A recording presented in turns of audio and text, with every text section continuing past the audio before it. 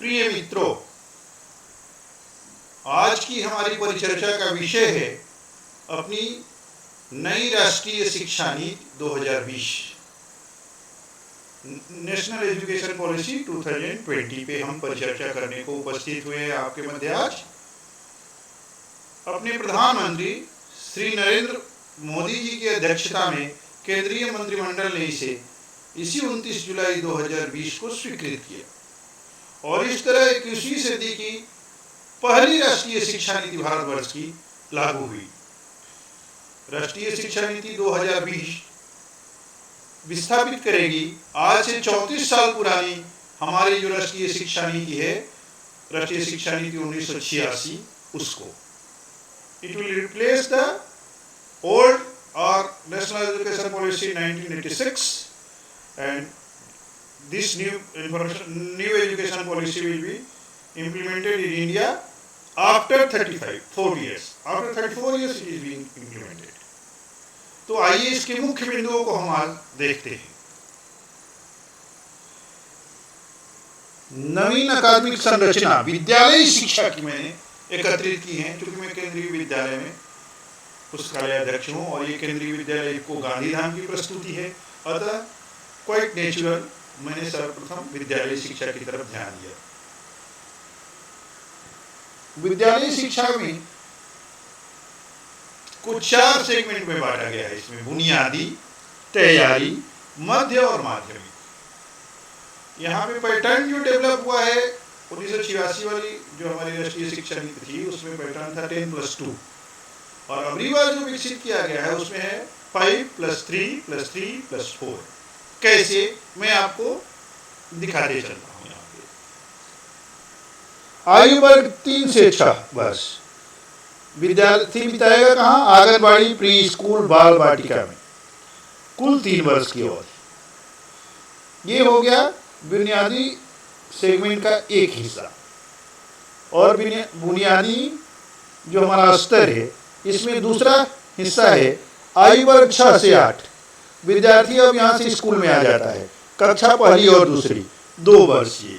तो बुनियादी शिक्षा के 5 वर्ष में 3 वर्ष विद्यार्थी आंगनबाड़ी, प्री स्कूल, बाल वाटिका आदि में रहेगा और उसके बाद वो विद्यालय में आ जाएगा और पहली और दूसरी कक्षा उसकी विद्यालय में बीतेगी। इस ग्रुप मैंने बता दिया।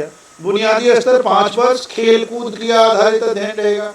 तैयारी स्तर 3 वर्ष खेल, अन्वेषण एवं क्रिया आधारित एवं अंतःक्रियात्मक कक्षा अध्ययन रहेगा। तैयारी की अवधि में अब हो गया वो आयु वर्ग 8 से 11, यानी बच्चा चला गया तीसरी कक्षा में, तीसरी, चौथी और 5वीं, कुल 3 वर्ष वो यहाँ बिताएगा। ये उसका प्रिपरेटरी पीरियड माना गया है। विद्यालय शिक्षा के 2 स्तर हमने देखे, अब अगले 2 स्तर देख रहे हैं। यही नवीन अकादमिक संरचना हमारी जो है उस पर बात कर रहे हैं हम। मध्य, ये एक स्तर है, बच्चा तैयारी से आ गया मध्य में। मध्य यानी आयु वर्ग 11 से 14, कक्षा होगी 6वीं, 7वीं और 8वीं, कुल 3 वर्ष की अवधि वो यहाँ बिताएगा। मध्य स्तर 3 वर्ष विज्ञानों, गणित, कला, सामाजिक विज्ञानों एवं मानविकी में प्रयोगात्मक अध्ययन करेगा विद्यार्थी, ये उद्देश्य है। मध्य स्तर को पार करके वह पहुंचेगा माध्यमिक में। माध्यमिक अर्थात आयु वर्ग 14 से 18, कक्षा 9 से 12वीं तक के लिए, कुल 4 वर्ष की अवधि वो यहाँ बिताएगा। माध्यमिक स्तर में 4 वर्ष की जो काल है उसमें जोर रहेगा बहुविषयक अध्ययन, अधिक्रांतिक चिंतन, लचीलापन एवं विद्यार्थी की पसंद के विषय। देखिए, बच्चों के थिंकिंग पर और बच्चों के बहुभाषा विषय का अध्ययन पर तथा फ्लेक्सिबिलिटी दी गई है, विद्यार्थी के चॉइस के विषय और सब्जेक्ट ले सके। ये हुआ नवीन संरचना, जो अकादमिक संरचना जो डेवलप की गई है, जो विकसित की गई है विद्यालय शिक्षा के लिए। पैटर्न आपको मैं बोल चुका हूँ, 5-3-3-4, जो हिंदी वाले नहीं हैं उनके लिए सुना दे रहा हूँ। 5+3+3+4 का पैटर्न है। 10+2 को रिप्लेस कर दिया गया इससे। अब चलिए मुख्य बिंदुओं को भी देखते चलते हैं और बताता हूँ। ये तो स्तर बताया मैंने विद्यालय शिक्षा के भी और उच्च शिक्षा के मुख्य तथ्यों की तरफ आपका ध्यान आकर्षित करूंगा मैं। मुख्य तथ्य विद्यालय शिक्षा के। शिक्षा नीति में 5वीं क्लास तक मातृभाषा, स्थानीय या क्षेत्रीय भाषा में पढ़ाई कराई जाएगी। इसे क्लास 8 या उससे आगे भी बढ़ाया जा सकता है। अन्य व विदेशी भाषाओं की पढ़ाई सेकेंडरी लेवल से शुरू होगी। एक तथ्य हो गया। अगला तथ्य है साल 2030 तक 2030 तक स्कूली शिक्षा में 100% GER 100% GER gross enrolment ratio के साथ माध्यमिक स्तर तक एजुकेशन फॉर ऑल का लक्ष्य रखा गया है, सभी के लिए शिक्षा का। अगले बिंदु पर विचार करते हैं। अभी भी 2 करोड़ ऐसे बच्चे हैं जो कभी स्कूल नहीं गए। ऐसे बच्चों को मुख्य धारा में लाने के लिए स्कूल के बुनियादी ढांचे का विकास और नवीन शिक्षा केंद्रों की स्थापना की जाएगी। एक बहुत ही सुंदर विचार है, बहुत ही सधा हुआ स्टेप है राष्ट्र के विकास के लिए। अब अगले बिंदु को देखते हैं। NCERT 8 वर्ष की आयु तक के बच्चों के लिए प्रारंभिक बचपन देखभाल और शिक्षा NCPFECCE के लिए एक राष्ट्रीय पाठ्यक्रम और शैक्षणिक ढांचा विकसित करेगा। NCERT के जिम्मे ये काम दिया गया है। अगला बिंदु है सामाजिक और आर्थिक नजरिए से वंचित समूहों ACDG की शिक्षा पर विशेष जोर दिया जाएगा। ये भी एक बहुत ही शुभ लक्षण वाला कदम है। शिक्षकों के लिए, अगला बिंदु में पढ़ रहा हूं, शिक्षकों के लिए राष्ट्रीय प्रोफेशनल मानक NPST राष्ट्रीय अध्यापक शिक्षा परिषद द्वारा वर्ष 2022 तक 2022 तक विकसित किया जाएगा, जिसके लिए NCERT SCERT शिक्षकों और सभी स्तरों एवं क्षेत्रों के विशेषज्ञ संगठनों के साथ परामर्श किया जाएगा। तो ये होगी विद्यालय शिक्षा की बात। विद्यालय शिक्षा के कुछ प्रमुख तत्व मैंने यहाँ पे संकलित किए हैं। संपूर्ण जानकारी के लिए तो सभी को एक बार निश्चित रूपेण हिंदी, इंग्लिश और भाषाओं में उपलब्ध हो गई है। अब तो पूरी राष्ट्रीय शिक्षा नीति को, नेशनल एजुकेशन पॉलिसी को एक बार पढ़ना चाहिए। आइए अब उच्च शिक्षा पर विचार कर लेते हैं। उच्च शिक्षा के मुख्य बिंदु हैं जो मैंने संकलित किए हैं। वो उच्च शिक्षा में 3.5 करोड़ नई सीटें जोड़ी जाएंगी। 3.5 crore new seats will be added in higher education. Transfer of credit की सुविधा के लिए अकादमिक बैंक ऑफ क्रेडिट की स्थापना की जाएगी। ये भी एक अभिनव प्रयोग है। उच्च शिक्षा पाठ्यक्रम में विषयों की विविधता होगी।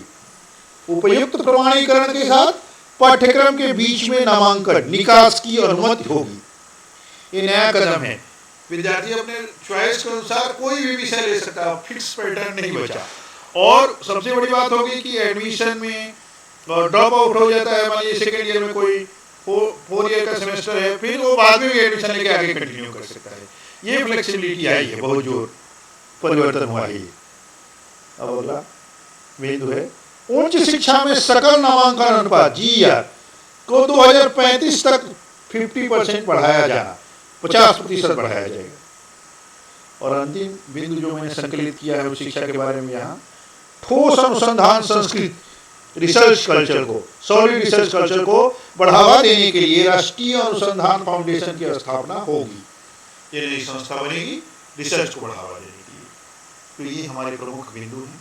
अब हम देखते हैं कहाँ से मैंने ये तथ्य संकलित किए हैं, या मेरे मन में जो विचार आया है ये बनाने के लिए, वो किसके अध्ययन के बाद आया है ये वीडियो बनाने का विचार। ये स्रोत देखते हैं, बिब्लियोग्राफिकल रेफरेंसेस हर पेपर, रिसर्च पेपर के नीचे लिखने की हर स्कॉलर को आदत होती है। मैंने भी यहाँ संकलित किया है। ये 2, एक तो है पुस्तक, ये पुस्तकाकार PDF कहिए, राष्ट्रीय शिक्षा नीति 2020, हिंदी में मेरे गूगल ड्राइव में है और इंग्लिश में भी, और मैं बहुत दिन से पढ़ रहा हूँ ड्राफ्ट के समय से ही, इसलिए मैंने बहुत बारीकी से इसको पढ़ा है, ऐसा कह सकता हूँ। ड्राफ्ट को भी मैंने खूब सीरियसली पढ़ा था। ये जो फाइनल कॉपी आई है, इस दोनों को भी मैंने, हिंदी इंग्लिश दोनों को ही मैंने खूब पढ़ा है पिछले 2 महीनों से, और इसलिए आज मैं ये बनाने की स्थिति में आया वीडियो। और दूसरा जो तत्कालीकरण होता है किसी भी चीज़ का प्रारंभिकरण, तत्कालीकरण। मान लीजिए प्रारंभिकरण यदि NEP 2020 का अनाउंस होना है और उसके डॉक्यूमेंट का अवेलेबल होना है, तो तत्कालिक कारण है ये प्रतियोगिता दर्पण सितंबर वाली इशू, माने ये करेंट इशू जो अभी आया है। इसमें एक निबंध है 21वीं सदी की पहली शिक्षा नीति, राष्ट्रीय शिक्षा नीति 2020, धीरज पांडे जी के द्वारा लिखी है। ये प्रतियोगिता दर्पण में फोकस करके देते हैं ये लोग, तो फोकस तीसरा है, ये फोकस 3 है। इसको मैंने पढ़ा अभी और ये वीडियो बनाने शुरू कर दिया मैंने ये पढ़ने के बाद ही, तो ये हमारे स्रोत हो गए। बहुत बहुत धन्यवाद मित्रों आपका इस वीडियो को देखने के लिए। आपने शुरू से अंत तक इसे मुझे सुना और तथ्यों को जाना, ये इसके लिए हम आभारी हैं। केंद्रीय विद्यालय इफको गांधीधाम पुस्तकालय की यह विशेष प्रस्तुति थी। बहुत बहुत धन्यवाद आप सभी का।